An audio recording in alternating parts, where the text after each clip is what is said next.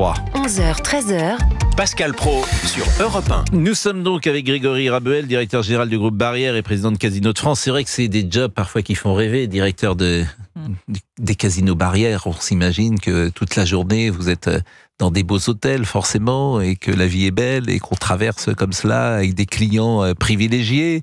Est-ce une réalité ou pas ? Vous avez parfaitement raison, c'est un secteur qui est tout à fait exceptionnel et on a la chance d'évoluer dans des hôtels sublimes, notamment les hôtels du groupe Barrière par conséquence. Et donc c'est formidable. Et également le charme des casinos. Je ne sais pas si vous êtes joueur, si vous avez l'occasion, Pascal, de venir dans nos casinos, mais effectivement c'est aussi très agréable. Bon, moi je suis pas joueur pour tout vous dire parce que je suis pas un fan. D'abord la roulette, faut être. Je rappelle que tu as une probabilité sur 36 de gagner. Ouais. Moi j'allais parfois avec Thierry Roland, je l'ai rarement vu gagner. Oui. Ou alors quand tu gagnes, faut vraiment partir. Bon, les casinos de France sont en danger. On en compte 200 en France. Vous y êtes sûrement allés pour jouer aux machines à sous, tenter de devenir riche. Mais le gouvernement réfléchit en ce moment à légaliser des casinos en ligne. Pourquoi ? Pour gagner un peu d'argent, évidemment, et pour les taxer. Le ministre du Budget, Laurent Saint-Martin, a lancé une concertation avec les acteurs du secteur. Le gouvernement est à la recherche de recettes supplémentaires. Mais, monsieur Rabel, ces casinos, si je comprends bien, ils existent déjà, ces casinos en ligne ?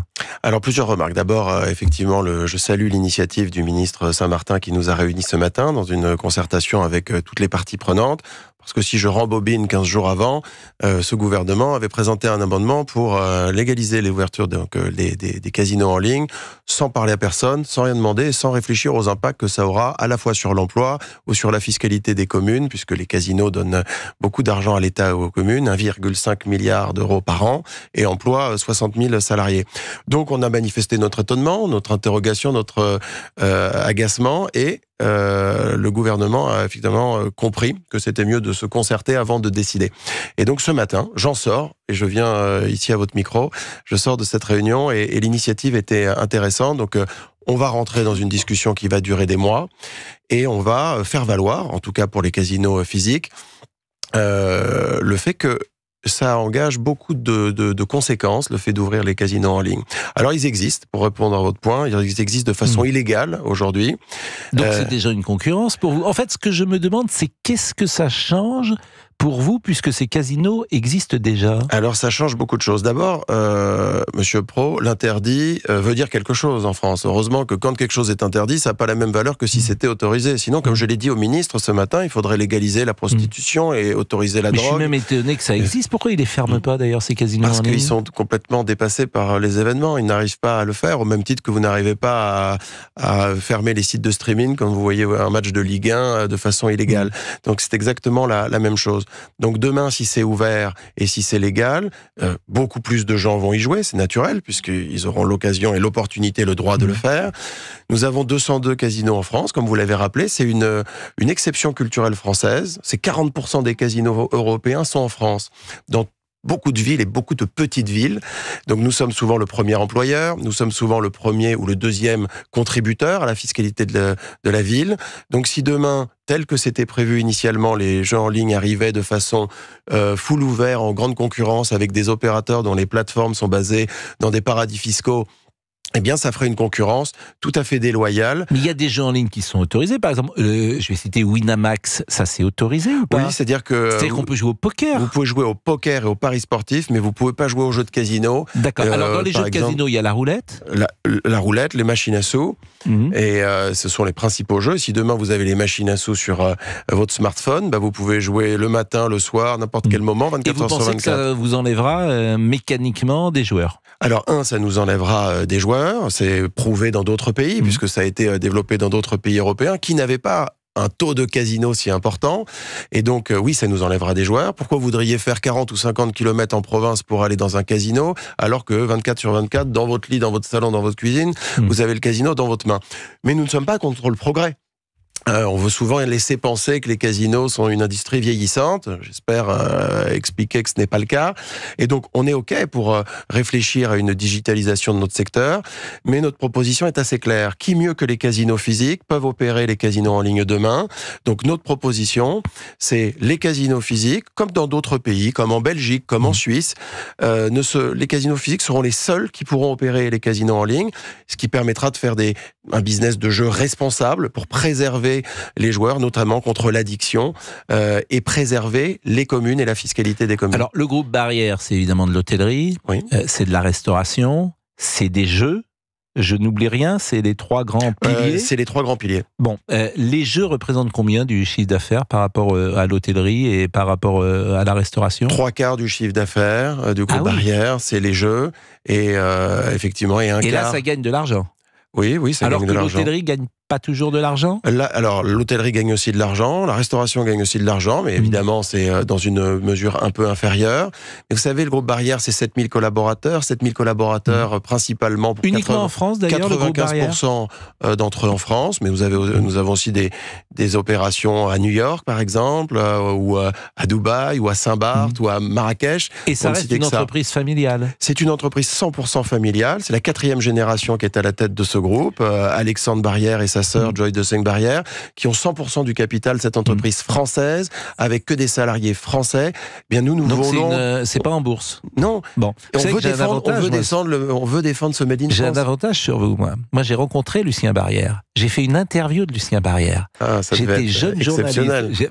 Exactement. J'étais jeune journaliste à La Baule. Et je faisais les saisons à Ouest France en 86, 87. J'ai fait 2 saisons consécutives. Et Lucien Barrière, qui était un homme délicieux, absolument délicieux, qui avait donc adopté Diane Barrière, parce que c'était pas sa fille. Diane Barrière Absolument. Était la fille de Martha. Qui est décédée, bien sûr, Martha Barrière. Et puis Diane Barrière a eu effectivement cet accident très rude. J'avais rencontré d'ailleurs Diane Barrière après son accident. Je me souviens, l'épreuve qu'a connue cette femme est abominable. Et puis il y a ses 2 enfants aujourd'hui, Alexandre. Oui. Et Joy, qui sont aujourd'hui les héritiers et qui gouvernent. Et ça va plus loin. Qui sont exécutifs d'ailleurs ou... Ils sont présidents du conseil d'administration. Mais vous savez, ça va plus loin que simplement... C'est une histoire française, hein, c'est une histoire Barrière, française, c'est une histoire familiale. Il y avait Maurice André avant Lucien Barrière. C'est une histoire... Alors, quand on est à La Baule, tout le monde connaît ça. Moi, je suis né un peu à La Baule, quasiment. Donc, tout le monde connaît le groupe Barrière, pour les raisons que vous dites, d'ailleurs, parce qu'il fait vivre la station. Mais c'est intéressant ce que vous dites. C'est plus qu'un héritage ou une succession. C'est pour nos 2 propriétaires, quelque chose de quotidien dans leur esprit, de comment développer ce groupe en pensant à notamment leur famille et leur maman. Ils ont cette responsabilité-là et ils mesurent bien la responsabilité que ça représente. Ils sont jeunes tous les 2. Ils sont jeunes, absolument. Et ce qu'ils souhaitent, c'est que l'on puisse sublimer le groupe tel qu'il est aujourd'hui en le premiumisant, en le montant en gamme. C'est ce qu'on est en train de faire, en le développant. Nous allons ouvrir des hôtels et des casinos un peu partout. Et effectivement, toujours dans le haut de gamme. Il n'y a pas une volonté dans le groupe Barrière d'aller chercher peut-être des clients dans une gamme intermédiaire, moins fortunée? Je crois qu'il faut faire ce que l'on sait faire. Et donc, nous, ce que l'on sait faire, c'est le haut de gamme. Donc, on veut continuer à aller dans cette voie.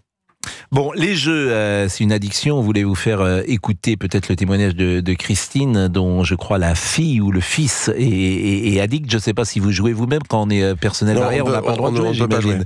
Les 7000 personnes n'ont pas le droit de jouer. Je ne sais pas si vous allez directement les uns les autres de temps en temps. Oui, quand je vais par exemple à Trouville, j'adore aller au casino de Trouville. Très bien. Alors, Trouville, c'est Barrière? C'est Barrière, absolument, c'est un casino Barrière. Comme de Ville. Voilà, absolument. Alors, je précise que la loi est très précise sur les casinos. Par exemple, il n'y a pas de casino dans Paris. Non, le seul casino qui est autorisé en Ile-de-France, c'est à Enghien. Exactement. Et qui est aussi un casino Barrière, qui est d'ailleurs le premier casino d'Europe, le plus gros. Et effectivement, il y a des casinos dans 202 communes. Mais on n'a pas le droit dans les villes, a priori. Il faut des villes balnéaires ou des villes... Oui, c'est intéressant de le rappeler. Très précise. C'est intéressant de le rappeler parce je sais pas pourquoi. En réalité, les casinos ont été créés, c'est cette exception culturelle française, pour développer le tourisme dans un certain nombre de villes, notamment des villes thermales, régionales ou des villes touristiques. C'est pour ça qu'aujourd'hui, quand vous avez un casino, vous avez un hôtel, vous avez un restaurant, vous avez beaucoup d'emplois indirects qui font vivre et qui font rayonner la commune. J'écoutais la semaine dernière le maire de La Baule, par exemple, Franck Louvrier, et il expliquait si demain il n'y a plus le casino, eh bien, il y aura 600 000 € de fiscalité en moins et ce sera un gros trou dans son budget. Vous avez été entendu ce matin par le ministre du Budget. Alors, Laurent nous avons Saint-Martin. été entendus et je salue cette initiative à nouveau, c'est-à-dire qu'on va entamer une concertation avec les pouvoirs publics et les autres acteurs pendant plusieurs mois avec des études d'impact sur l'emploi, sur la fiscalité, et nous allons défendre avec l'ensemble des groupes de casinos français physiques le fait de pouvoir développer nous-mêmes les casinos en ligne en préservant l'intérêt des communes et en préservant la sécurité des joueurs. C'est la question effectivement que j'imaginais vous poser, c'est-à-dire que vous-même allez développer ce business et vous allez vous faire une forme de concurrence. Absolument, mais ce qui va nous permettre de préserver la filière, préserver les emplois, préserver les investissements en France, plutôt que de donner ça à des plateformes qui viennent d'autres horizons, notamment de paradis fiscaux. Et je pense que c'est important de rappeler cela. Donc oui, on va se moderniser, on opère déjà, un certain nombre de groupes de casinos français opèrent dans d'autres pays des casinos en ligne. C'est le cas du groupe Barrière en Suisse, mais c'est aussi le cas du groupe Tranchant, c'est aussi le cas du groupe Partouche, que vous connaissez sans doute.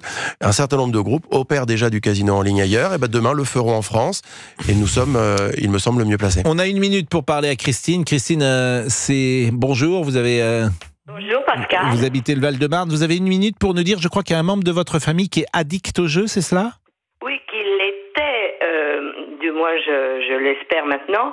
Oui, qu'il l'était, mon propre fils. C'est votre fils. Donc, et il jouait sa chemise, si j'ose dire sa chemise, peut-être pas jusque-là, mais ça a eu énormément quand même d'incidents sur lui-même et sa famille, parce que bon, il a gagné une grosse somme à un casino en allant jouer au poker à un casino, et il a cru que le pactole était tombé. Bon, bien évidemment, il est retourné jouer et il a tout perdu. Et il a non seulement tout perdu, mais il s'est endetté. Et là-dessus, il s'est mis à jouer également en ligne. C'est là où j'écoutais votre intervenant. Et ça a été l'escalade. Je suis d'accord avec vous, mais les gens sont quand même responsables un peu de leurs actes, bien évidemment. Oui. Ou alors on peut aussi interdire l'alcool, la fumée et tous les dangers d'une société. Et puis les voitures, parce que vous... Oui, mais c'est une addiction, je suis d'accord avec vous. Mais moi, je pense que les gens sont un peu responsables de leur vie, pour tout vous dire. Absolument. Donc c'est comme une voiture, faut pas rouler à 250 à l'heure quand on peut, bien sûr. Quand on est faible... Ah oui, mais quand on est, je suis d'accord avec vous, mais on va pas interdire tous les jeux, on va pas interdire les jeux en ligne parce que vous avez des gens qui savent pas ou mal s'en servir. Non, mais en tout cas, on pourrait les réguler. Mais c'est terrible, ça. Mais je suis d'accord avec vous. Alors, comme il est 12h46 et qu'on n'a plus le droit d'être en retard, je vous remercie et on pourra continuer cette discussion demain, Christine, parce qu'elle est intéressante. Continuez votre émission, je vous écoute tous. Je suis d'accord avec vous. J'ai peut-être été un peu vif dans ma réponse et je vous prie de me pardonner si tel est le cas. Mais s'il est sorti de cette addiction, c'est l'essentiel. Pascal. Il rembourse. Toujours. Oui. C'est vrai. Moi, je jouais pas pour une raison simple, j'aime pas perdre. Donc, j'aime pas prendre le risque de mais quand perdre. on gagne, c'est pas mal. C'est vrai que je suis pas joueur dans l'âme. Oui, c'est vrai que c'est pas mal dans l'âme. Bon, il est 12h46. Je remercie grandement Monsieur Rabel, mais vous êtes très jeune, dites-moi. J'ai 46 ans. Ah bah oui, vous faites jeune.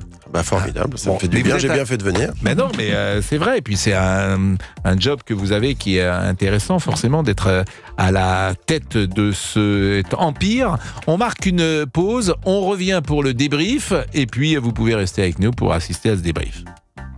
Le Top Jeu Europe 1. C'est drôle parce que... Vous venez d'entendre le Top Jeu Europe 1. À partir de maintenant, vous avez 15 minutes pour jouer et tenter de gagner. Écoutez bien, le tout nouvel iPhone 16. Oui, l'iPhone 16 pour vous. Alors pour jouer, c'est très très simple. Inscrivez-vous dès maintenant au tirage au sort. Attention, vous n'avez que 15 minutes pour envoyer par SMS le nom de votre radio préférée, Europe 1 bien évidemment. Europe 1 par SMS au 739 21. C'est 3 fois 75 centimes plus coût du SMS. Bonne chance.